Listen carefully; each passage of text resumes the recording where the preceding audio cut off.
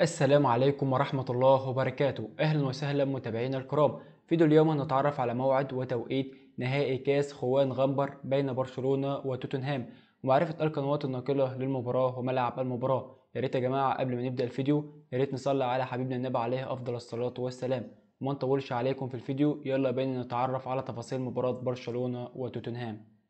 وتبدأ مباراة برشلونة ضد توتنهام يوم الثلاثاء الموافق 8/8/2023، وستلعب المباراة على ملعب استاد مونتجويك. وعن القناة الناقلة لمباراة برشلونة وتوتنهام هي بين سبورت اتش دي 1.